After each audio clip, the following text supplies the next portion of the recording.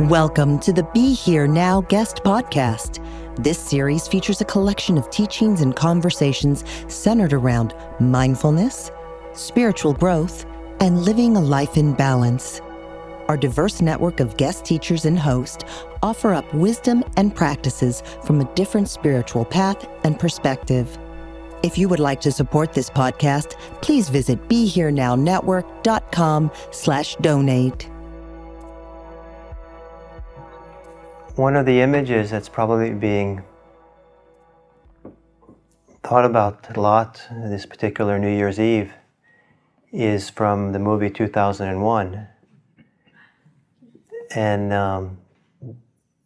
the embryo at the end, hurling through space.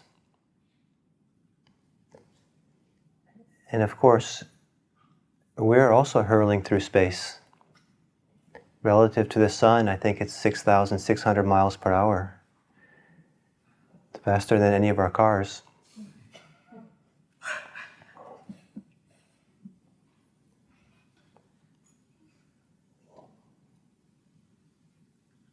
And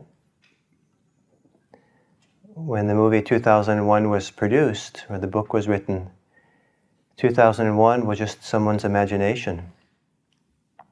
And the imagination was quite evocative for many of us. And the future didn't become quite like the movie, but we're still hurling through space, waiting for the next transformation. The rich imagination that imagined the possibility of a future of great transformation.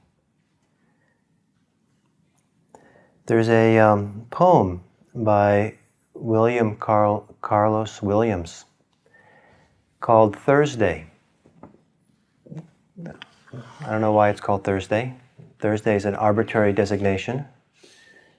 Thor's Day. Anyway, the poem is called Thursday.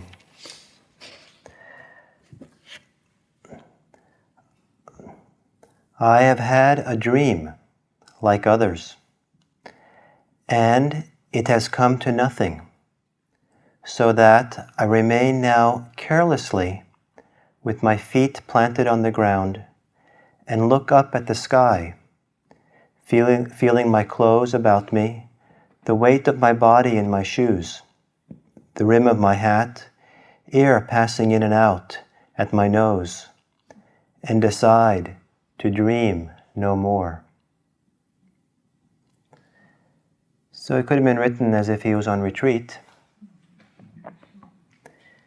feeling his feet on the ground, the simplicity of just the ground, the contact with your feet, looking at the sky that I'm sure most of you have spent some time looking at and noticing here at Spirit Rock,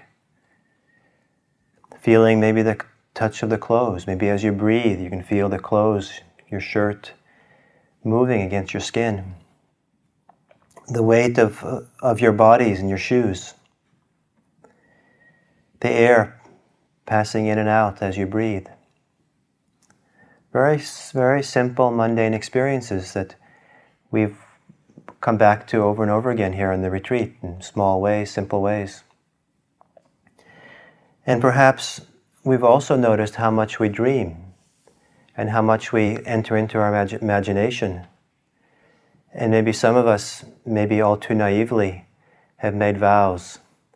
I will dream no more. But when I read this poem by Williams, it kind of did a double, I thought not a double take, but I had two reactions to it. One was more the kind of the Vipassana person in me.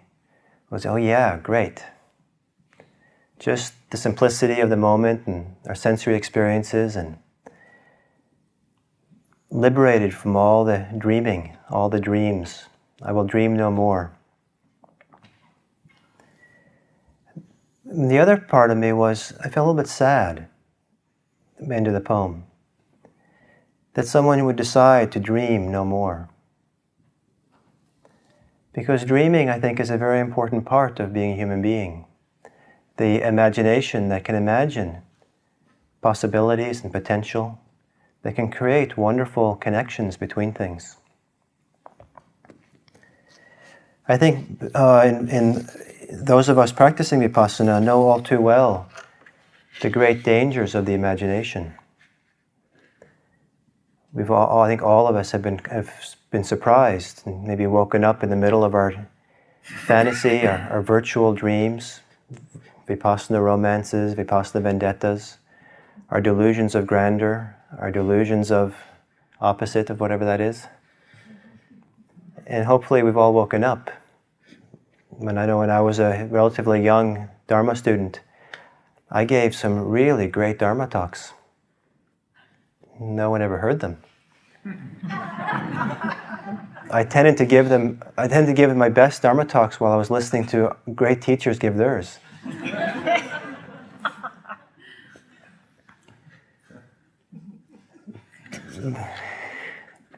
So we live in our dreams. And one of the classic descriptions of dream world, or the power of the imagination, is of a man who living in a hut in the forest, and he hears some little bit of rustling of the leaves outside. Maybe some leaves fall onto the roof of his little hut, and he wakes up and he's worried that maybe that's a thief coming to get him at night. And then he notices the pattern of light against the window, and it seems a little bit like the shape of a person. And he's convinced that it's a thief there, and he's really frightened.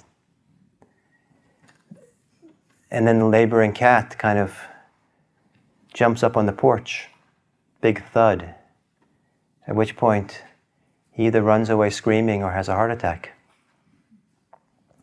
And there was no thief.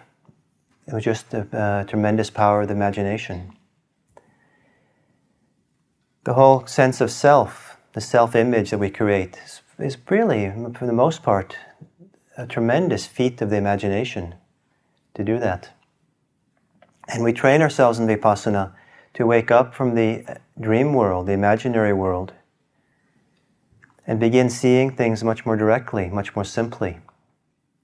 And in doing that, hopefully see the tremendous possibility of peace and joy and compassion that's possible every moment. So we try to wake up, we try to be present, we stay with our steps, we stay with our breath, we stay with the weight of our body, feeling of our clothes, using those very simple, basic building blocks of experience from which everything else is built in the conceptual world. We come back to those raw building blocks, helping us to wake up. But then Adair Lara writes, I'm starting to resent being told to live in the moment. A multitude of books glut the stores, Vipassana teachers everywhere, all trying to bully us into applying this Zen insight to our lives. When I hear such advice, I want to say, well, I was going to live in the moment, but now you ruined it by telling me to. I myself did a book called Slowing Down in a Speeded Up World, filled with hundreds of excellent suggestions from ordinary people for how to do just that, how to notice when you're happy. After I wrote it, I tried following the advice in it. I tried to pay attention to the warmth of the water as I rinsed dishes, to the sight of red roses against the blue sky, to the sight of wet clothes billowing on a line. I tried to remember to take my coffee out on the porch in the early morning and enjoy the light. The result was not a more serene Zen-like me. The result was a more guilty me. I'd stand there fidgeting out on my porch, trying not to look at my watch, and be annoyed to find that I couldn't even take 5 minutes to enjoy the morning without wanting to be on to the next thing. Enjoyed the morning light, check. Noted that, let's go on.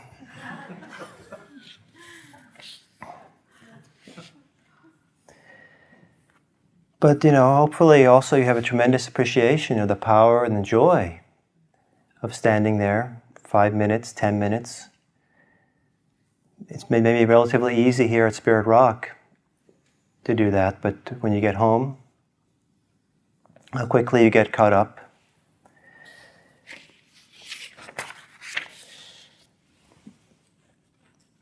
But this teaching of ours, of just being in the present moment, coming back and noticing the simplicity of the breath and the sensations, and waking up from the imaginary world, can perhaps leave us with the impression that there is no place, no room for our imagination in a spiritual life, in a wakeful human life. And I think that if we have that notion, we shortchange our life dramatically. We limit and narrow the scope of what it means to be a human being. There's a lot of benefit to that narrowing, and we do that on retreat. It's phenomenally powerful to narrow what we do and come back and to the raw building blocks of our lives. But then, I remember when I came back from Burma, after I'd done this practice for 8 months nonstop, slowed down, everything was done really slowly. I remember going into a bank in Market Street in San Francisco, opening the door, lifting my arm, reaching for the door, opening the door, and then I kind of woke up from that dream, the Vipassana dream. It just wasn't appropriate. That detail of staying in that kind of moment-to-moment mindfulness in Market Street, opening the Bank of America door.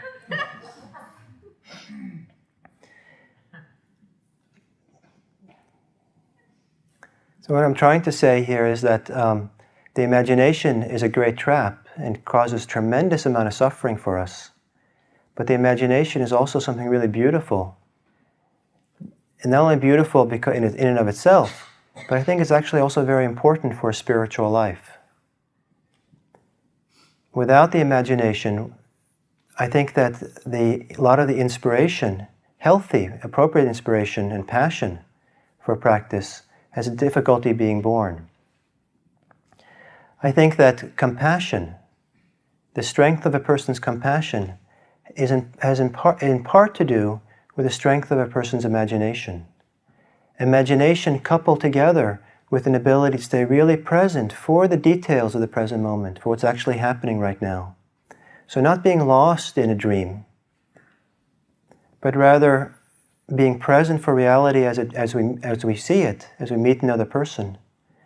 But then let that present reality be moved through the world of our imagination.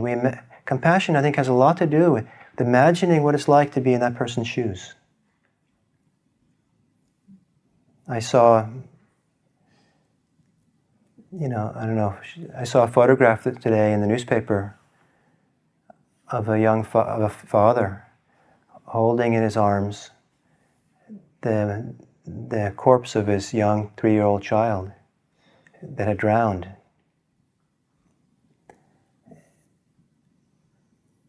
And I could imagine in a way that, now that I have a 3-year-old, I can imagine in a way that I could never before, the grief, the sorrow of that father.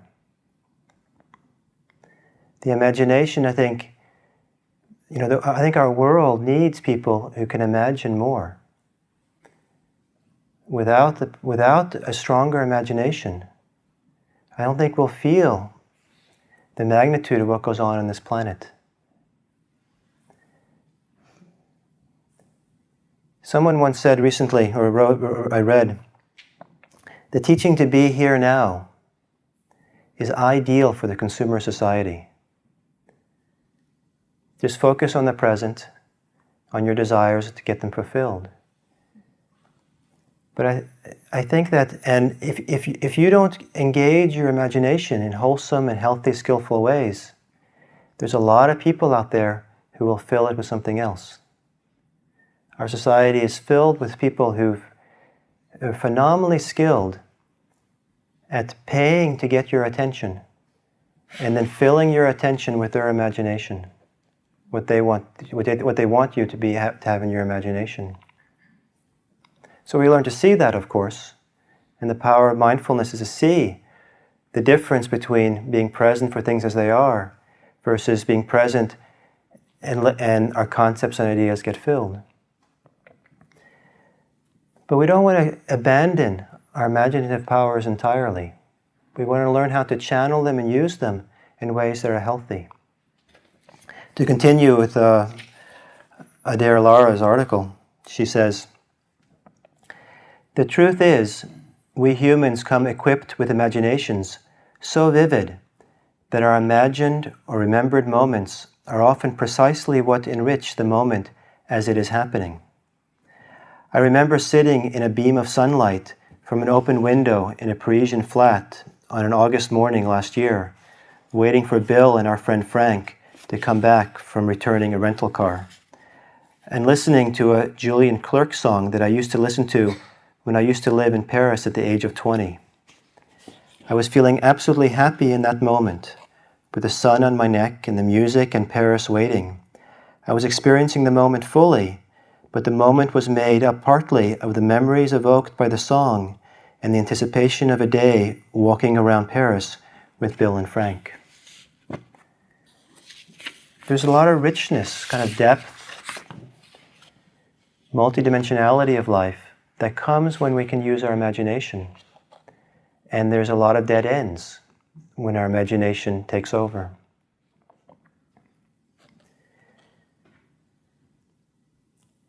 The Buddha, I think, was a man of tremendous imagination. Otherwise, he wouldn't have pursued this phenomenal quest that he pursued. To imagine the possibility of being freed from suffering, be freed of greed and hate, to imagine the possibility of being filled with love or compassion, could certainly be oppressive, that imagination, if we measure it against our self-consciousness or self-worth or whatever. But it can really enliven and put fire under our determination. Oh, that's possible. I can imagine that's possible.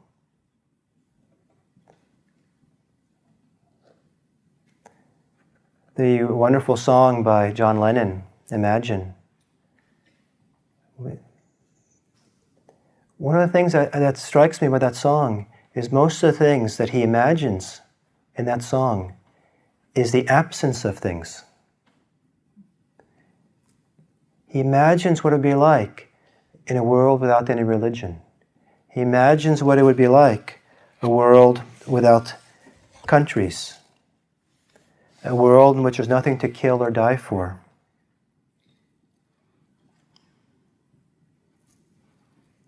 Imagine a world of no possessions, where there's no greed or hunger. That's not the kind of imagination I think you get lost in. Imagine that possibility. I think there's a power where the imagination can bring us to the end of imagination. We can imagine what it'd be like to live without imagination and be tremendously inspired by that. The imagination of things and possessions and fear. So we come now to a new millennia, and it's just a figment of your imagination, and everyone else, a lot of other people's. Nothing is going to happen at midnight.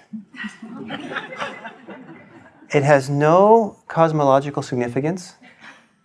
It doesn't mark, someone said January 3rd is more interesting because that's the day that the Earth is closest or furthest or something from the sun. Furthest, the perihedron, something like that. So we should be celebrating. That's more interesting to celebrate. But this particular night tonight, it's just like cosmological, it has no significance.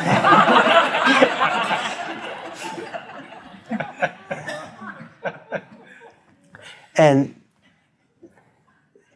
it has no importance in the Jewish calendar, right? This day, right? You couldn't care less. And the Chinese, the Chinese couldn't care less about this day. I mean, it's nothing to do with their calendar. And the Thais have a different calendar, and the Mayans have a different calendar, and the Buddhists have a different calendar. And we're really confused about our calendar after all. December is supposed to be, it literally means the 10th month. Boy, are we confused. And November means the 9th month. October is the 8th, and September is the 7th. So what are we doing? We're completely confused. Not only, we're not celebrating nothing, but we're confused about it.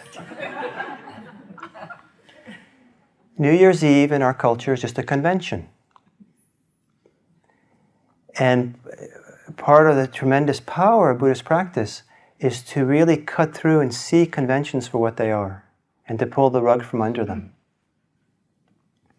But once the rug has been pulled away from convention, then we invite them back. But we invite them back with our imagination. We imagine, how can we use this in ways that are helpful for us and as a society? Conventions also connect us, bring us together. And so we sit here, and all of us have come to this place from all over the country and the world. And it's pretty phenomenal that something brought us together here. It's pretty phenomenal that we live in a world where we're so phenomenally interdependent with each other.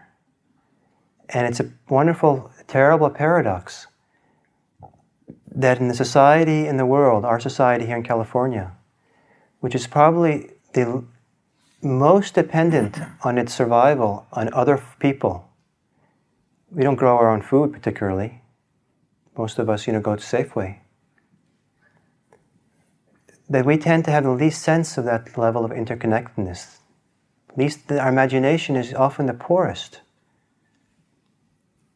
People who grow their own food and farms often feel it, and feel grateful. So we can use conventions, we can invite them back, often to remind us of our connection with each other, our shared life, and how we create life together. And we create the convention, we create a calendar. And perhaps in that we create and share certain elements together. They're the threads that connect us. They're the opportunities to connect us.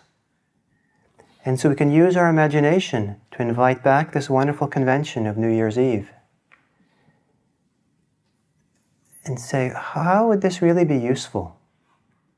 How is it that this particular convention, and my participating in it, connects me with all the other people in the world who've chosen to participate in this calendar or other conventions? Can all these conventions be lines of love between all of us? Lines of appreciation, of gratitude. Lines of delight.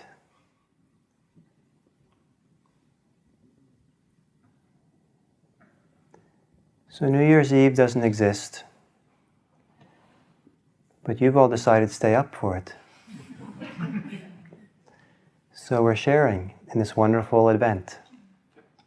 And so as we spend this last half an hour of somebody's millennia, maybe we can reflect a little bit, use our imagination to imagine all the conventions that you live by, all the imaginings that you've adopted from society and from yourself, and imagine if all of those conventions can be used in the service of the well-being of all beings. May all beings be happy. May all beings be filled with joy. May all beings be at peace. May all beings everywhere be happy.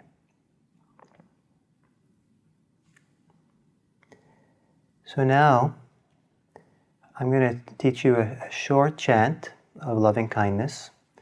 And once we all know it, then the teachers are going to bravely, courageously lead you out through those doors, and you can follow us. And what we can do is you can kind of follow, maybe the front rows can come first, and the second row and the third row, so we're not all crowding, kind of orderly, kind of, and people in the back can sit quietly and mindfully or not. And then we're all going to just follow a line out, and we'll go out with your pieces of paper and we'll throw them into the bonfire. And as we go out to the building, the lobby, I would like you to go out 2 by 2. And then when you come by the bonfire, both of you together throw your piece of paper in and then keep walking. Because we don't have a lot of time, and if people lingered, as we want to do, and we would be here until next millennia. So just kind of, in a matter-of-fact, kind of direct way, go out there and throw your paper in, and then walk back in again. And then you'll be given candles and protection cords. Come in and come back and just sit in your place. Come back in your place and the candle in front of you, and for the next step. So the chant is, may all beings be happy. Sabe sata Suki hontu. Sabe means all. Sata means beings. Suki means happiness. And hontu means something like, may they be. So what I'll do, one word at a time, and you can repeat, and then we'll do it all together. Sabe. Sabe. Satam, Suki, Hontu, Sabe, Sata, Suki, Hontu, Sabe, Sata, Suki. And quieter. Sabe, Sabe.